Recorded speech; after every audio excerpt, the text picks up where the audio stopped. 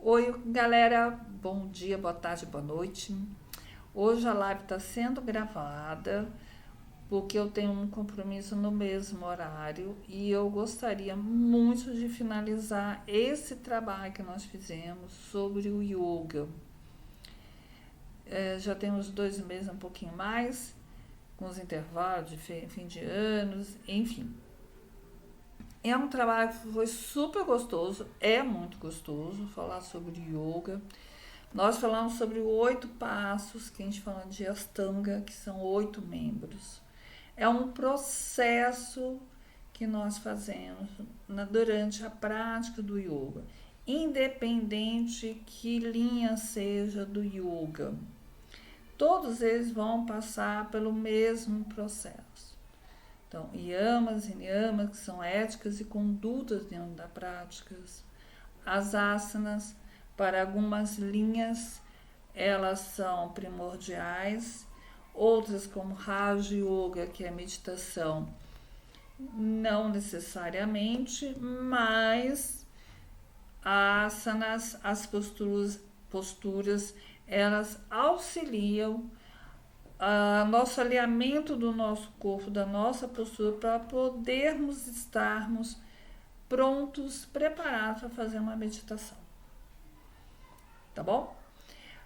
Depois nós passamos para os pranayamas, que são técnicas de respiração, aonde nós vamos gerar esse prana, que é a energia vital, através de técnicas de respiração, onde nós vamos ter retenção no início, no meio ou no final da respiração.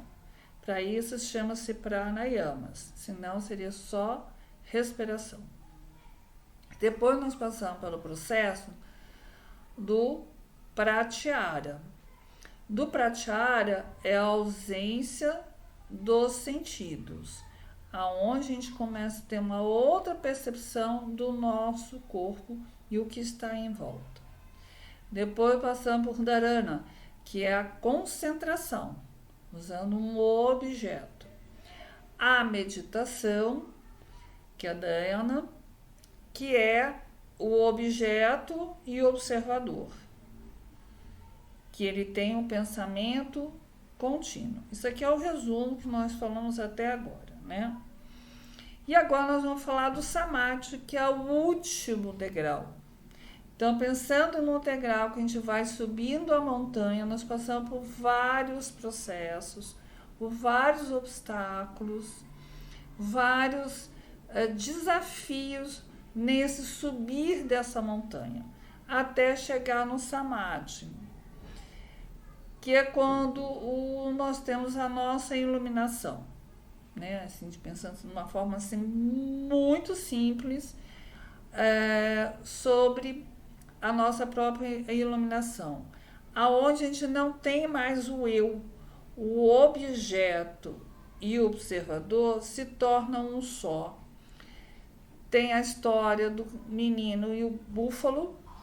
O menino medita em cima do búfalo e no decorrer da sua trajetória ele está meditando de uma tal maneira que ele se torna uma única coisa com o búfalo. Então não existe mais o búfalo, não existe mais o eu. O eu não existe mais. No budismo a gente tem o não eu, né? Quando a gente chega nesse samadhi. E o samadhi, ele tem 2 caminhos. Tem o caminho aonde a gente usa o objeto e nós interagimos com esse objeto, e tem o samadhi no processo da sabedoria, que aí a gente não tem mais o objeto, a gente é observador, e a gente é observador e o objeto é nós mesmos.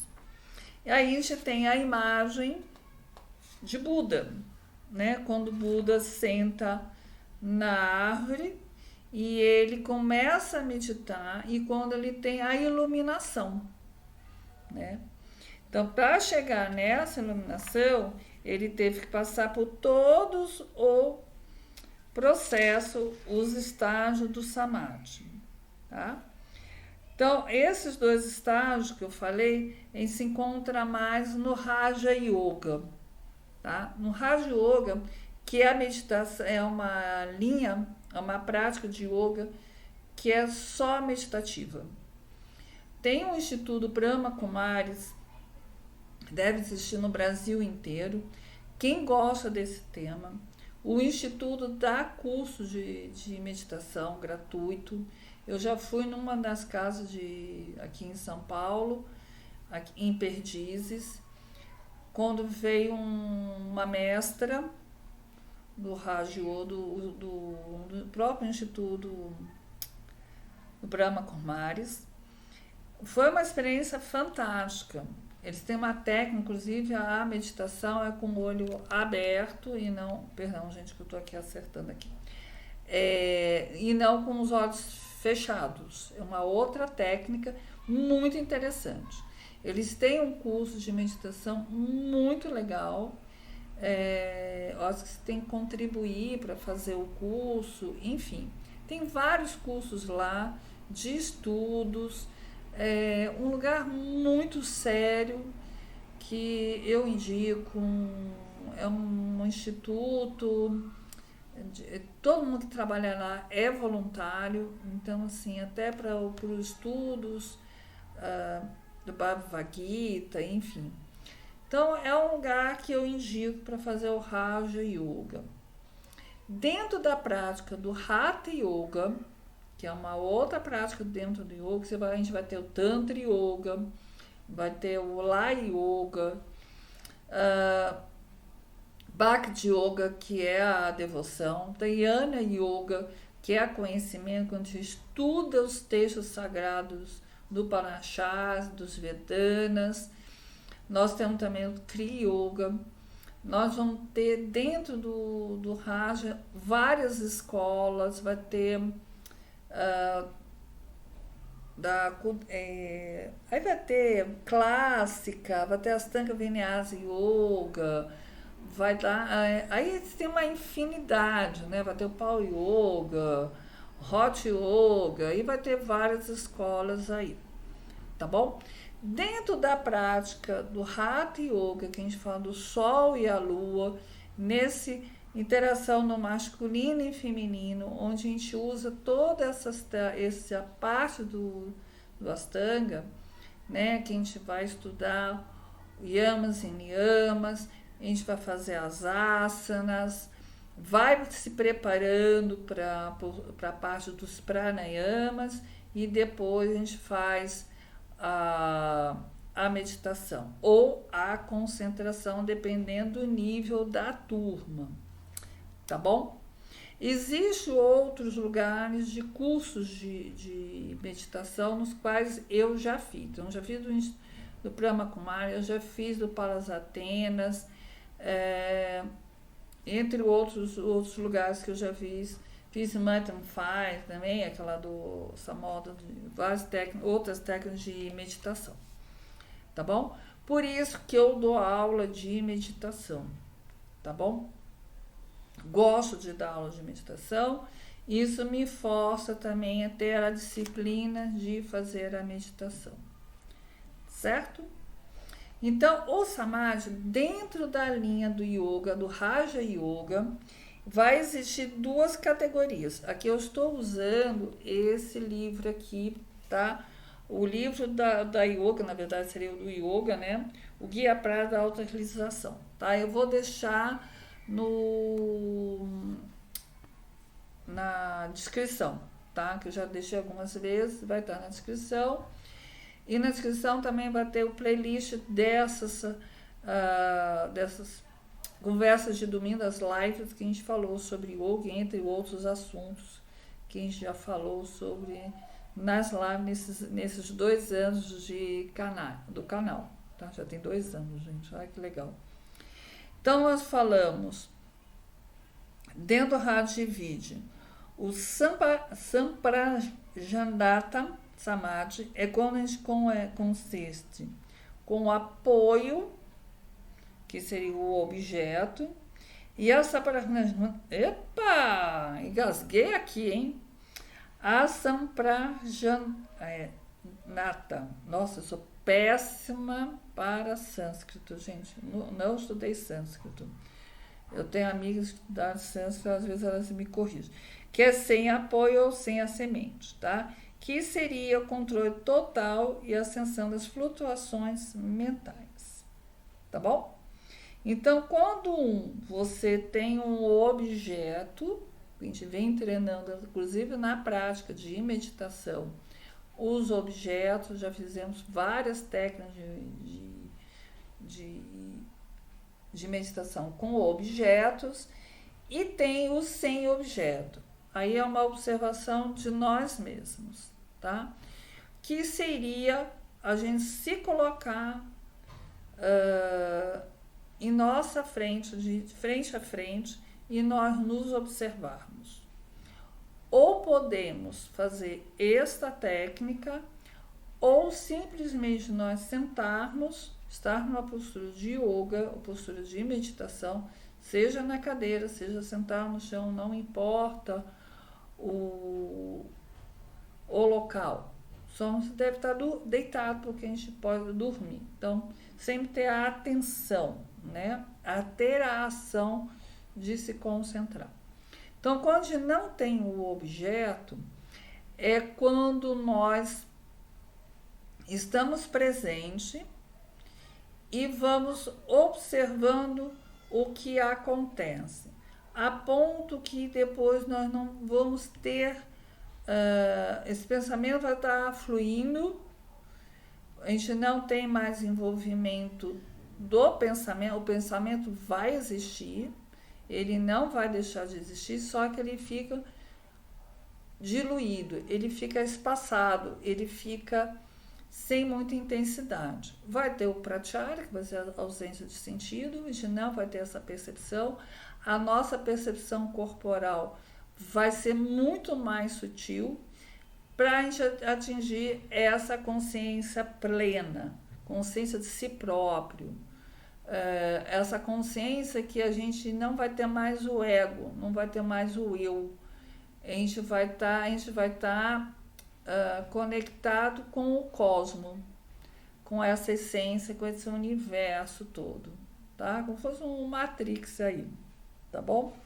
Então, existe dentro do Samadhi da sabedoria, que é sem o objeto, nós temos vários estágios, na verdade, nós temos 4 estágios inferiores e tem os estágios mais avançados, certo? Então, a gente tem essas duas, dentro da divisão, nós temos mais divisões, né? Porque aí o estudo vai se aprofundando, na verdade. Então, nós temos a consciência mais baixa, que é a nossa ignorância, que o objeto principal é a ideia da palavra como objeto, que são os 5 elementos. Depois nós vamos ter os 5 elementos mais sutis, os sentidos mais sutis, que seria o objeto de concentração e a contemplação. Se lembra que a gente estudou essa contemplação lá nos yamas, tá? Ou nos niyamas. Se lembra lá que nos niyamas nós falamos de contemplação, tá? Contemplação, eu dei o exemplo quando a gente faz uma postura e a gente consegue fazer aquela postura, a gente tem essa alegria, essa contemplação. Nossa, eu consegui, é uma coisa que vem muito de dentro. Passa de satisfação, vai muito além de satisfação, tá?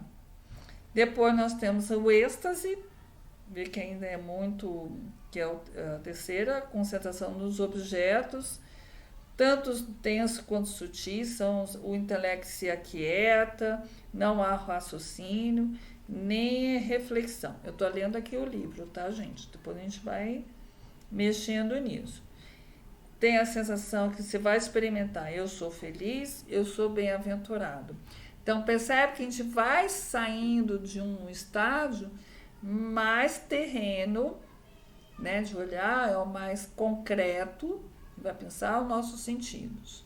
Depois nós vamos sair desse sentido material para um sentido mais sutil, que a gente vai entrar aí na contemplação ainda. E aí nós vamos na concentração, na contemplação. Aqui nós vamos entrar no êxtase, tá? Que aí você eu sou feliz, a gente já está no outro estágio. Já tem desapego, já começando a trabalhar o desapego.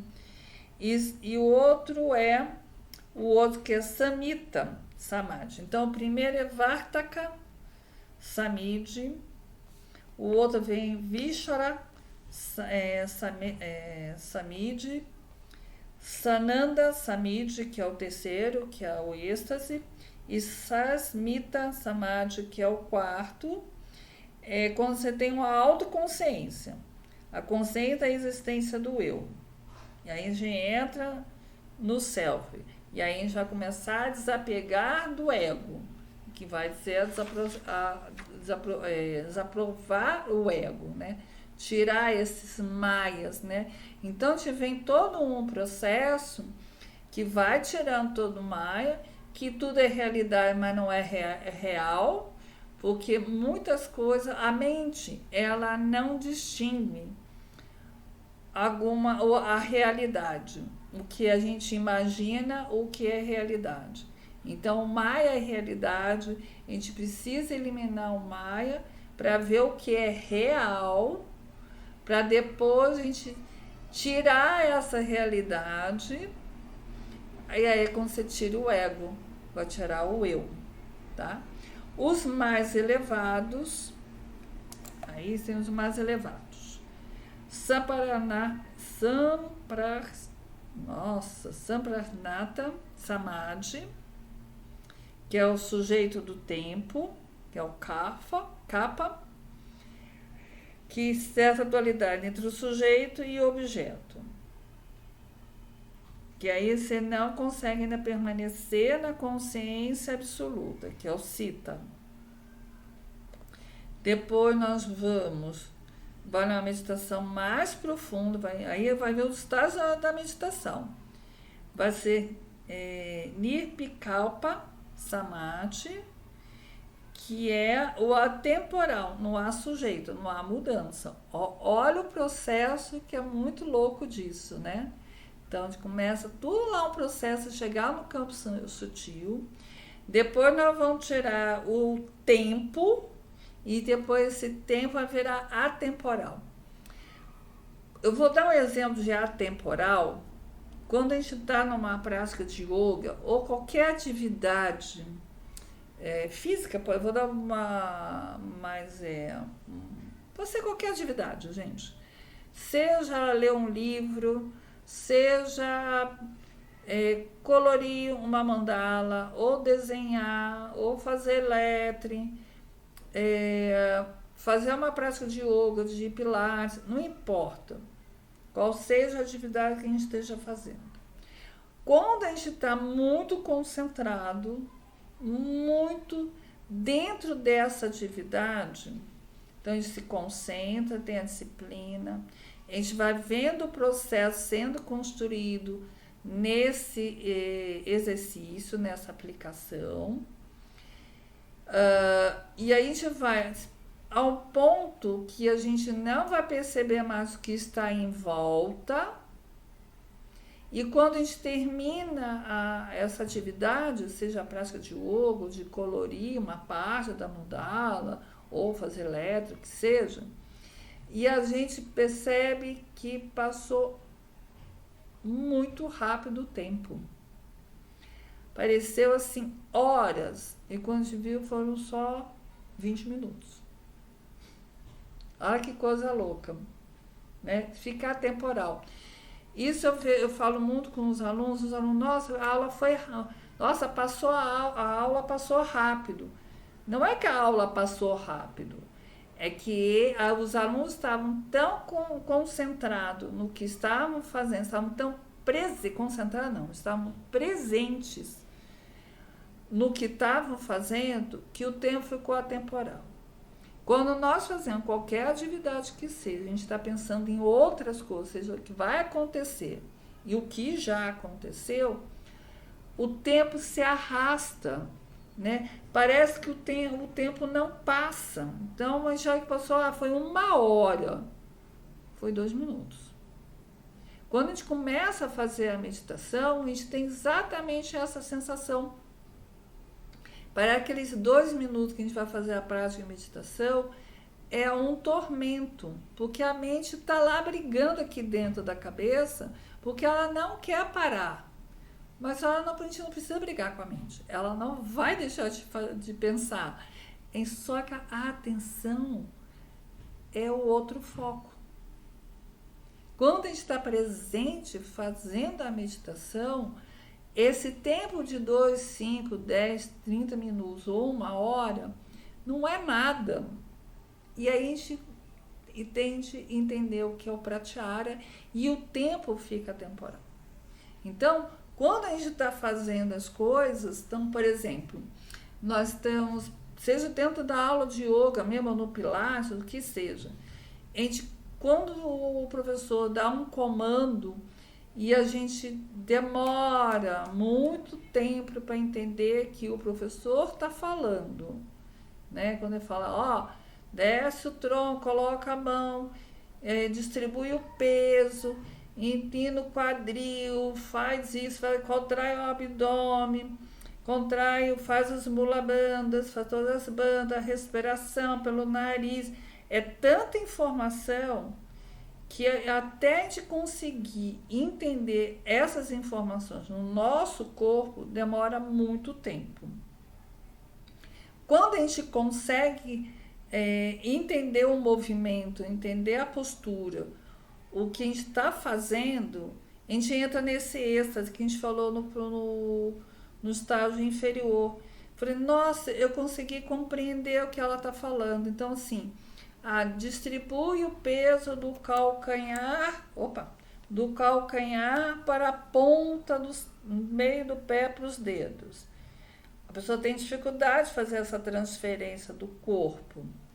Agora sim, abre os dedos, afunda e sinta o dedão e o mindinho do pé para se distribuir seu peso como um todo. A gente até entender isso aqui demora muito tempo. Você tem a informação, o comando, mas o corpo ainda não entendeu este comando. Quando ele entende o comando, ele consegue realizar aquela atividade. E aí a gente entra no êxtase, a gente entra na contemplação. Puta, eu compreendi. Como, por exemplo, tem algumas posturas que cada aluno, na sua individualidade, ele vai fazer de um jeito. E tá tudo certo. Ninguém vai fazer a mesma postura, não vai ser igual para os alunos. Cada corpo é um corpo, cada consciência corporal é uma outra consciência corporal. Então, quando a gente vai fazer as práticas, ou a gente vai colorir uma mandala, ou a gente vai pintar, ou vai escrever, o que seja, quando a gente está concentrado, a gente está naquele processo, fica tudo atemporal. Fica prazeroso a ponto de a gente ter intuições, ter uma sacada, assim, nossa, pintou uma criatividade, né? Então, esses momentos de consciência do não eu, do ego, quando você tira isso e você está tão presente no que a gente faz, a gente começa a ter consciência das coisas, tá bom? Assim, falando de uma forma assim, muito assim, prático, para a gente entender o que a gente está lendo aqui no texto, tá bom?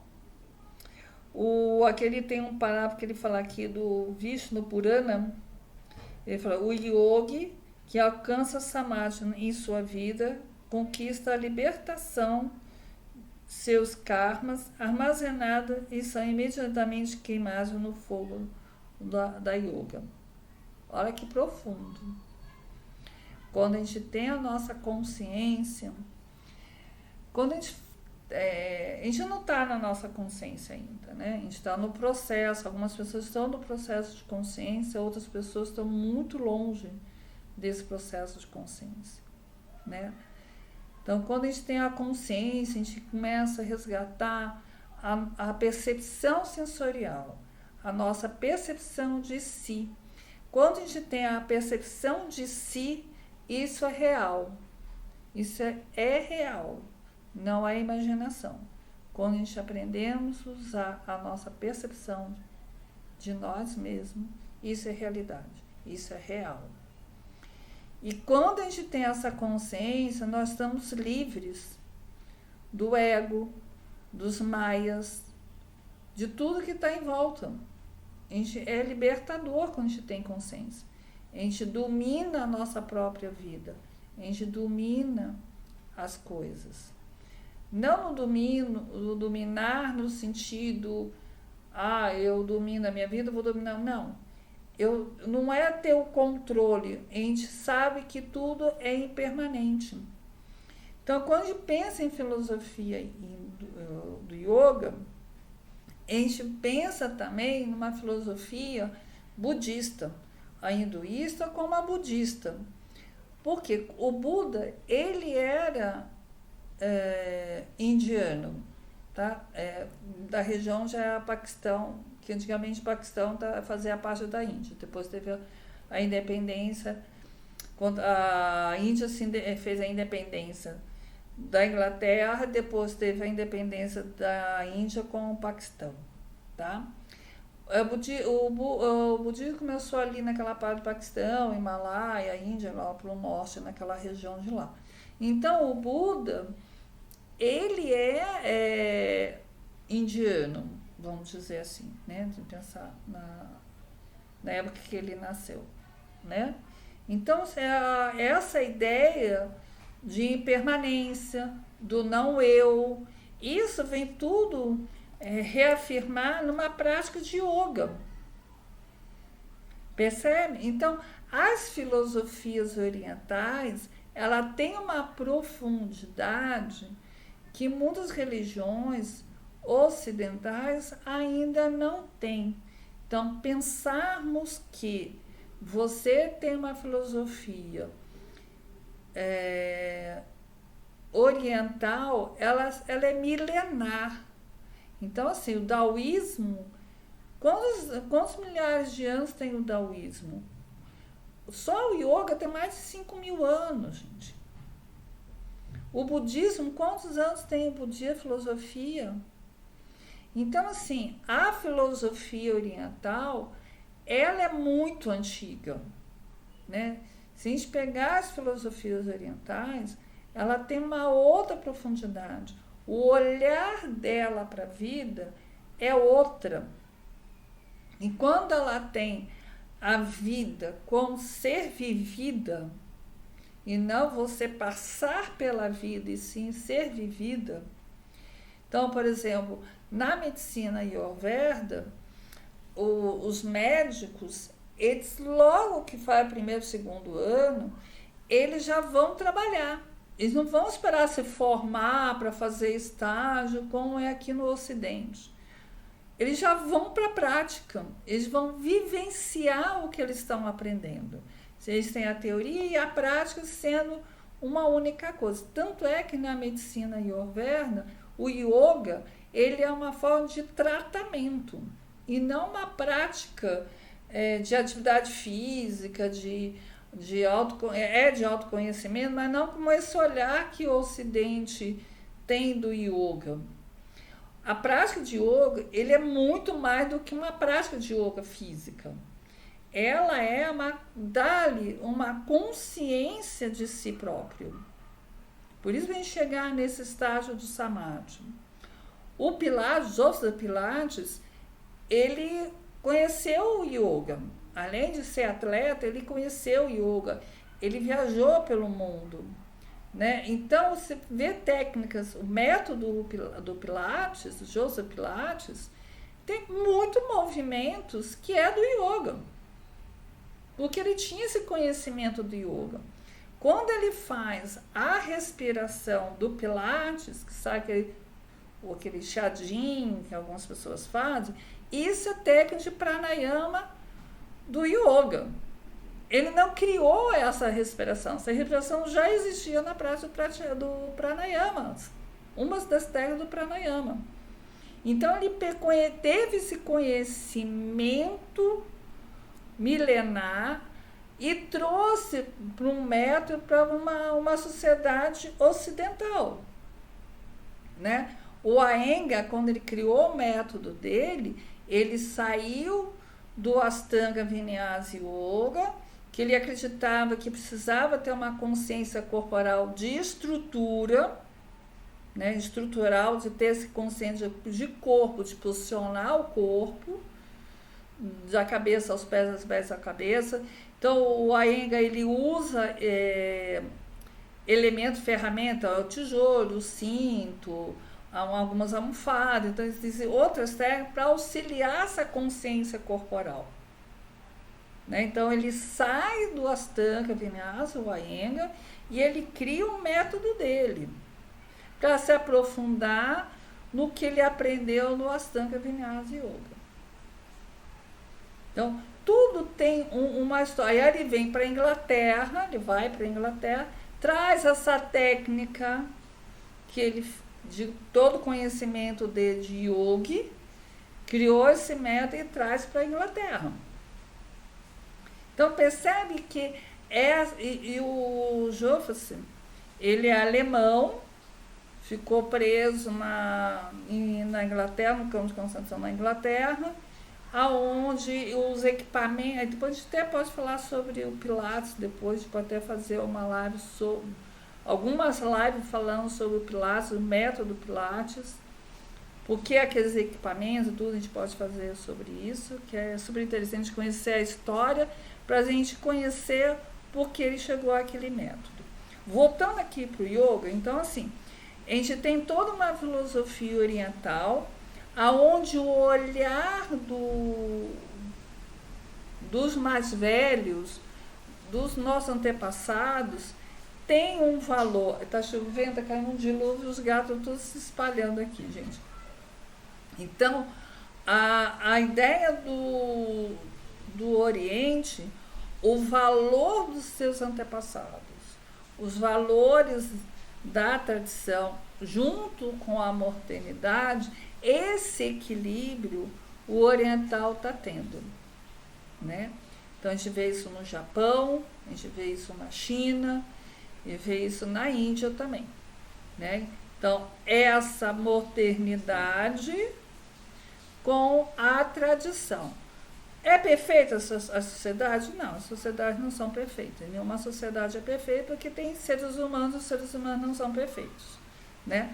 Mas a filosofia, o respeito pelos antepassados, respeito pelas suas origens, o ancião, né? O cuidado com o ancião, né? O cuidado com o mais velho, o respeito, o Ocidente está perdendo. Porque entra numa sociedade enlouquecida e a gente tem essas perturbações mentais, que é onde yoga, na sua definição, é dissipar essas perturbações mentais. Então, onde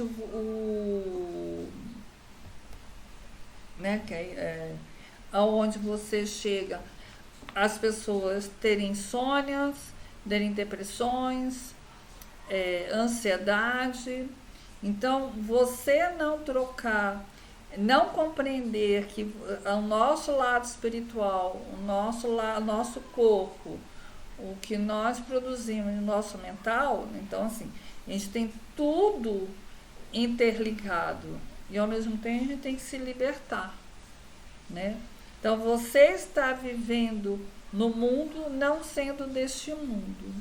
É bem isso, né? Se a gente pensar em filosofias, né, que a gente também pode, a gente está trabalhando algumas filosofias, a gente ser desse mundo, não ser desse mundo e estar nesse mundo.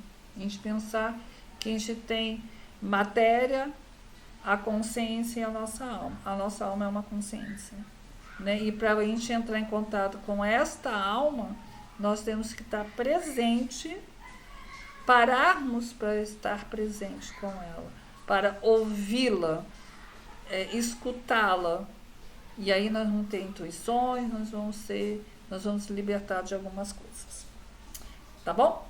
Eu espero que vocês tenham gostado dessas lives, desse estudo sobre yoga.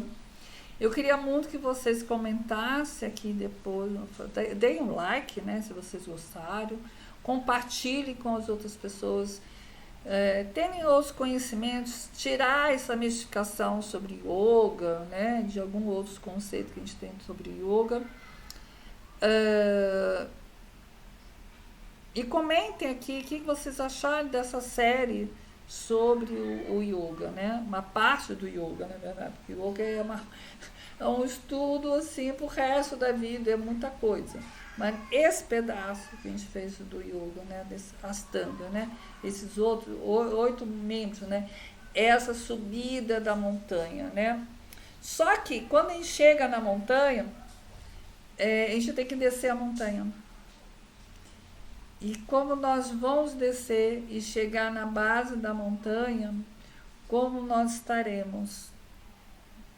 Nós estamos ainda mais conscientes do nosso processo, nós vamos auxiliar as pessoas que estão subindo ou que estão descendo, ou que aquelas pessoas que nós vamos encontrar na base da montanha, né? Então, nós não estamos aqui nesse mundo sozinhos, nós temos que relacionar com as pessoas, com as diversas mentalidades, diversas culturas, diversos conhecimentos. Nós temos que conviver com elas, nos relacionarmos com elas. O que nós podemos aprender, o que a gente desapega de informação. Então, comente aqui se vocês gostaram dessa série do yoga.